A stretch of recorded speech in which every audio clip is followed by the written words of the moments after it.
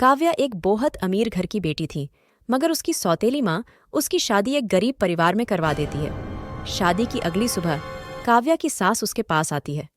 बेटी, आज तुम्हारी मुंह दिखाई की रस्म के लिए घर पर मेहमान आने वाले हैं। तुम जल्दी से तैयार होकर बाहर आ जाओ। जो भी काव्य को देखता उसकी सुंदरता की तारीफ करता। काव्या थी ही इतनी सुंदर। मेहमानों के जाने बाद काव्य की सास ने काव्य से कहा, जाओ बेटी, जाकर आराम कर लो, तुम थक गई होगी। काव्या अपने कमरे में चली जाती है और सोचती है कि उसकी सौतेली माँ ने कभी उसे आराम करने को नहीं कहा। तभी काव्य की सास उसके लिए खाना लेकर आती है। ये ले बेटी, खाना खा ले। मेहमानों के सामने तो तू शर्मती रही और अच्छे से कुछ खाया भी नहीं। ऐसा कहकर वो वहां से चली जाती है। ये देखकर काव्य को अपनी माँ की याद आती और वो सोचती है कि इतने प्यार से तो सिर्फ मेरी माँ ही मुझे खाना देती थी। अगली सुबह काव्या जल्दी उठकर सबके लिए खाना बनाती है। तभी काव्य की सास उसे अपने पास बुलाती है। बेटी, तुम तो बहुत अमीर परिवार से हो, मगर हम तो साधारण से लोग हैं और जो भी हमारी जमा पूंजी है वो बस यही है। हम तुझे तेरे घर जैसी सुख सुविधा तो नहीं दे सकते, मगर इस घर में तुझे प्यार और इज्जत देने की हम पूरी कोशिश करेंगे। ये लो बेटी, इस घर की चाबियां, अब तू ही इन्हें संभाल। ये आप क्या कह रही हैं इन चाबियों को? और इस घर को जितने अच्छे से आप संभाल सकती हैं, शायद मैं नहीं। और माँ जी, जिस घर में इतना प्यार करने वाले माता पिता हो, उस घर में भला किस चीज की कमी हो सकती है? माँ जी, मुझे तो बस आपका प्यार और आशीर्वाद चाहिए।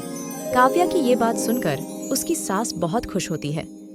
काव्या को अपने ससुराल में बहुत प्यार मिलता है और काव्या भी सबसे बहुत प्यार करती। ये सब देखकर अजय भी बहुत खुश था कि उसे काव्या जैसी पत्नी मिली। अपने माता पिता और काव्या को खुश रखने के लिए अजय भी दिन रात मेहनत करता। काव्या बहुत अच्छा खाना बनाती थी, सब उसके बने खाने की तारीफ करते। काव्या ने सोचा, क्यों ना वो खाने के टिफिन बनाना शुरू कर दे, जिससे अजय की भी कुछ मदद हो सके। काव्या इस बारे में अपनी सास से बात करती है। अगले दिन से ही काव्या टिफिन बनाना शुरू करती है। काव्या की सास भी टिफिन बनाने में उसकी मदद करती है। दोनों सास बहू मिलकर टिफिन बनाते और अजय के पिता सारे टिफिन दुकान पर लेकर जाते।